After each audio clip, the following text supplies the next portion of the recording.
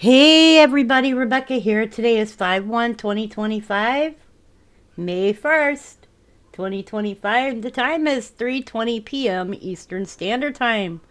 I am looking over earthquakes and there has been some interesting earthquakes today. So let's take a look at this. As we are looking, we can see Vancouver Island, Canada region has been hit by a 3.3. So let's go take a peek. We also had an earthquake in Utah. So that one in Utah was actually pretty big. So let's go take a look and then I'll show y'all something that I have noticed. So this one is over here.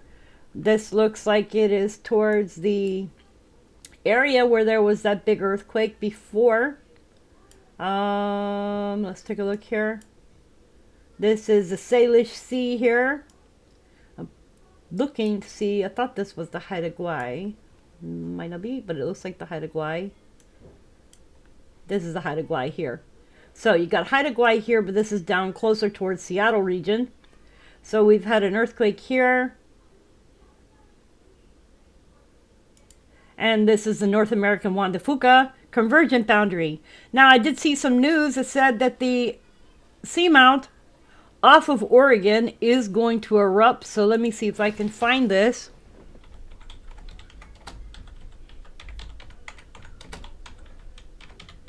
Yeah, I saw this news this morning. Underwater volcano is poised to erupt, scientists said. And they stated that the Axial Seamount, an underwater volcano located 300 miles off the coast of Oregon. So let me show y'all where the Axial Seamount is.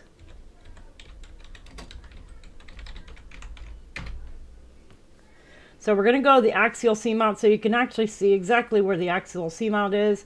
This is the Axial Seamount. According to my thing here, this is the actual Axial Seamount, even though it's over here listed, it's right here.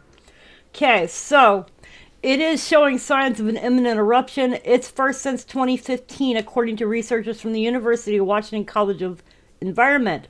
The volcano's activity is monitored by the Ocean Observatory's Initiative Regional Cabled Array, which provides real-time data and insights into ocean dynamics and seafloor activity. While the Axial Seamount's eruptions are not dangerous to people on land, they offer valuable opportunities for scientific observation.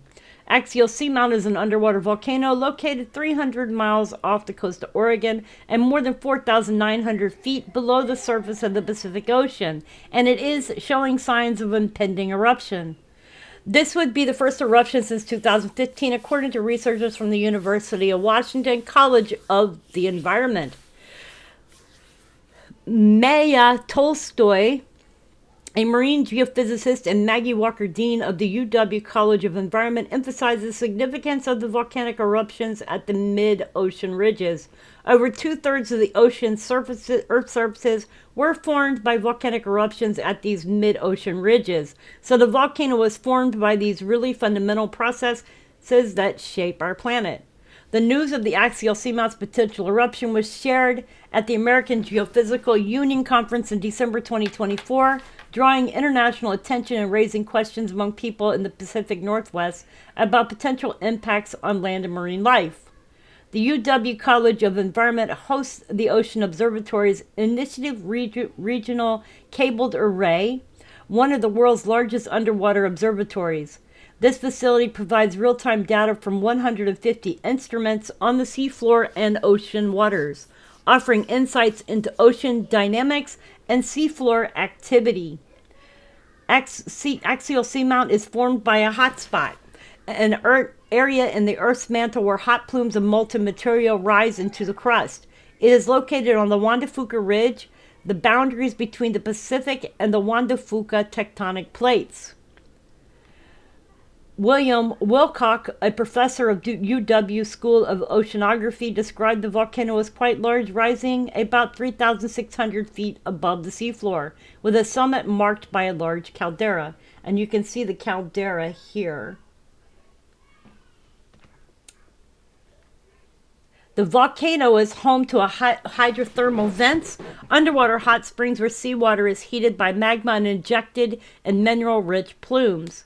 These vents support diverse marine life, including microbes that use volcanic gases for energy, forming the basis of the ecosystem that includes giant tube worms, spider crabs, clams, fish, and octopuses.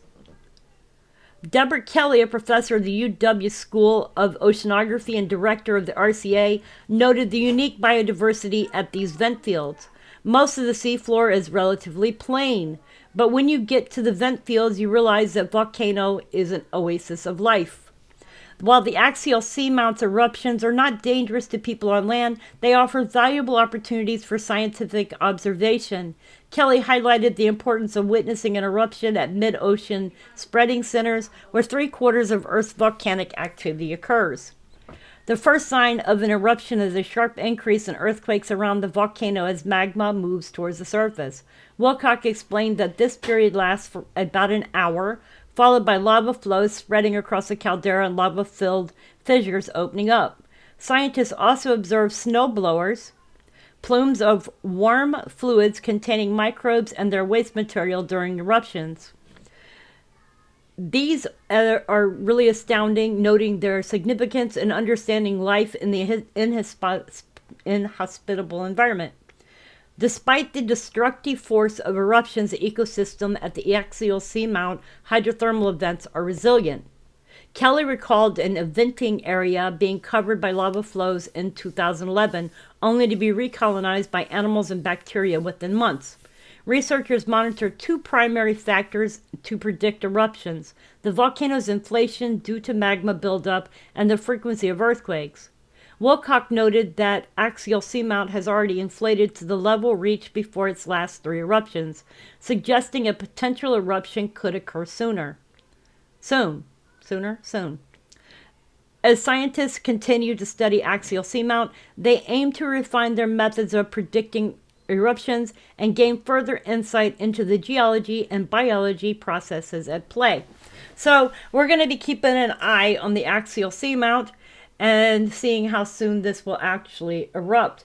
As you can see, there's also the Thomas Seamount right here, and this area is moving 39 millimeters per year northwestward. So this is where the axial seamount is located, and this is the one that they are expecting to erupt here pretty soon. So I am keeping an eye off of this. And they are stating, and it was stated by mynorthwest.com, that the underwater volcano off of Oregon coast could erupt any day. So it will be soon that it erupts. So let's take a look at some more information here. So we have this earthquake that's going on 15 kilometers east of Ucluelet, Canada. The population there is 1,500. It was a 3.3. So that occurred just a little while ago, about 38 minutes ago. And as we're looking, we can see that Southern California has had some earthquakes as well. Indonesia is rocking it. California has had a 2.1 as well. The one that I wanted to look at, we've had a 2.4 in Oklahoma. And the one that I wanted to go and look at is in Utah, because Utah had a 4.1 today. Here we go. 4.1 Utah. It was 14 kilometers deep and 22 kilometers south-southeast of Heber City, United States, population 9,100. So I'm pretty sure that this earthquake was felt. So let's go over here and get this into Google Earth. And this occurred this morning. And it has been, I've heard, upgraded and downgraded. So we can see that this earthquake occurred here, within this location. This is pretty much a hilly area here. This is Utah. I'm not seeing too much here. You got Strawberry Peak over here, which is a mountain range. Looks like there might be a house up here. Then you got campgrounds over here and roads. And this is a Summit Lodge right here. You got campground there. So it's just movement, a lot of movement. Then over here, of course, we have the Utah Lake. Saratoga Springs. Mount Nebo is right here. And that's the Great Basin Ranges, Nebo. View of Mount Nebo south from Utah Lake, now within Nebo Wilderness. So, yep, that is where the 4.1 occurred today in Utah. So as we move along, I want to show y'all what's going on the East Coast, because I had said that we would have an earthquake on the East Coast, and we have had a few. So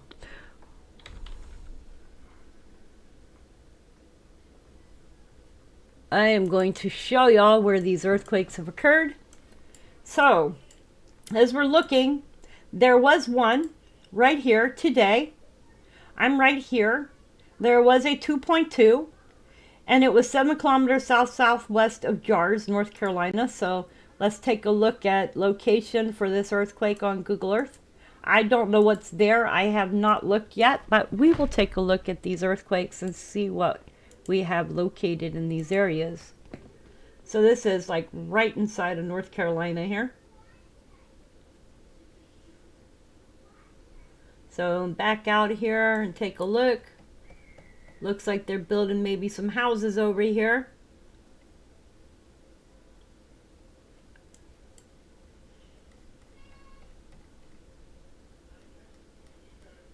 I don't see much here. So this is just movement that is going on. Probably an unknown fault here in North Carolina.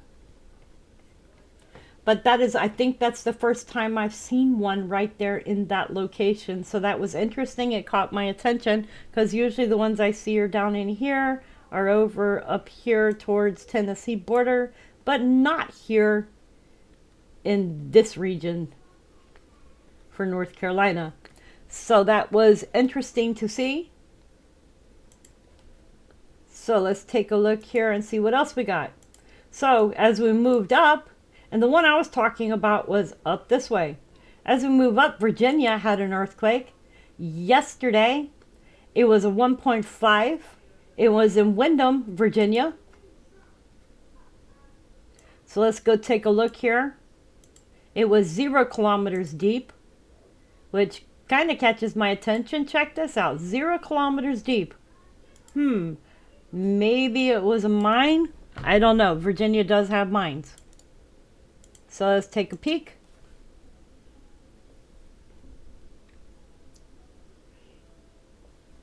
Oh, look what we got over here. We got stuff over here. We have mining. That is a mine. That is a strip mine. So there is mining over here. I don't know what's at this little location. Somebody's house. Poor people. They probably really felt it. But we do have mining over here. So this is Lockstone Rockville plant. And it is Lockstone Rockville plant. I don't know what this probably limestone. But that's the plant. And Tractor Supplies over here. And then you have another mine over here in this area. So there is mining over here. So that is within 5 miles, so that would make sense that there would be an earthquake in that location. So let's keep going. Alrighty then, we saw that one. As we moved upwards, we have an earthquake by the Bay of Fundy. Hey Richard, this is in your area. It was a 1.9 and it occurred yesterday at 8:53 a.m. It was in Hampton, Canada. So let's go take a look at where this earthquake is located as well. So I was expecting to see earthquakes up in this area, and here it is. This is by the Bay of Fundy, and the Bay of Fundy has some volcanism. So as we look here, you can see that there's a house here. This is Champers Cove, St. John's River over here. St. John's River. Nothing much here. Let me see. No road view, so I can't get a road view here.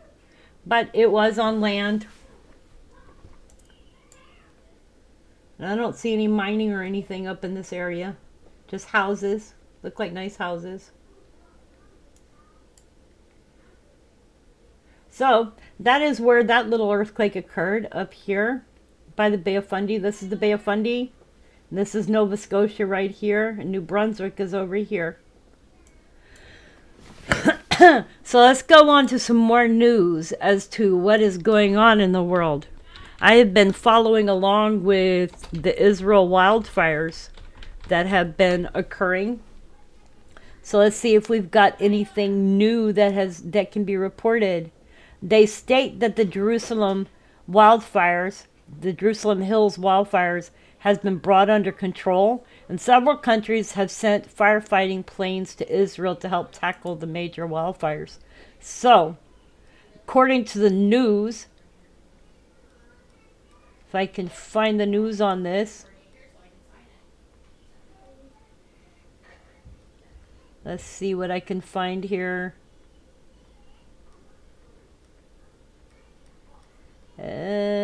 Okay. Fire service said to suspect negligence, not arson, caused Jerusalem Hills wildfire. A preliminary assessment from the fire and rescue services indicate that a massive wildfire that ranged in Jerusalem Hills for close to 30 hours were caused by negligent hikers, not arson, Hebrew media reported. According to reports, the assessment found that a higher than average number of hikers had passed through the Misalat Zion area, where the fire began in the hours leading up to it.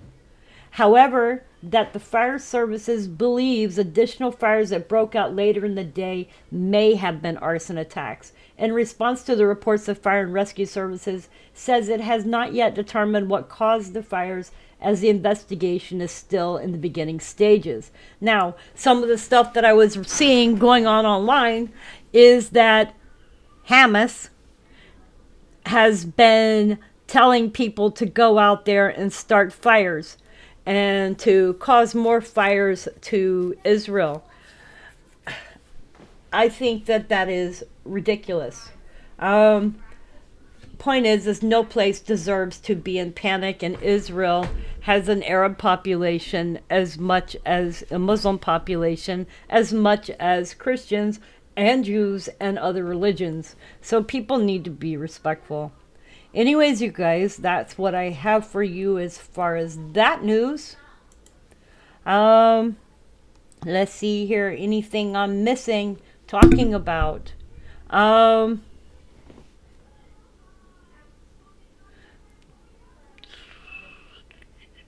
I'm looking to make sure that I haven't missed anything to talk about. A large snake emerged from the ocean, caused a stir in Maryland Beach. Well, that's interesting. Sharks are on the minds of many as weather warms and thoughts turn to visiting the coast. But in Ocean City, Maryland last week, it was a large snake emerging from the ocean that created a major spectacle. The accompanying footage, and I can't show you the footage or I would, shows the eastern hognose snake after it came ashore slithered across the land. It was reported that Flanagan was alerted to the snake's presence after hearing her daughter screaming, "It's a snake! It's a snake!" The snake was in the water, and eventually they thought it might have been a stick. The snake eventually slithered back into the ocean and vanished. Eastern hognose snakes, also referred to as eastern hognose snakes, are mildly venomous but considered mostly harmless to humans. They inhabit the eastern portion of the U.S. and prefer sandy soil types, so their presence on beaches is not rare. It's not common, however, to see an eastern hognose snake swimming in the ocean. So let me give you a picture of what an eastern hognose snake looks like, so I can do that.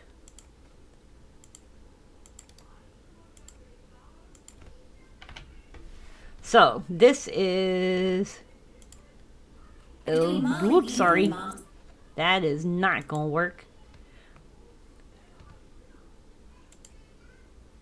This is an eastern hognose snake. But this one was black looking, so I guess I should show you a black one. Here you go. That one will work good. Alright, so it looks like this.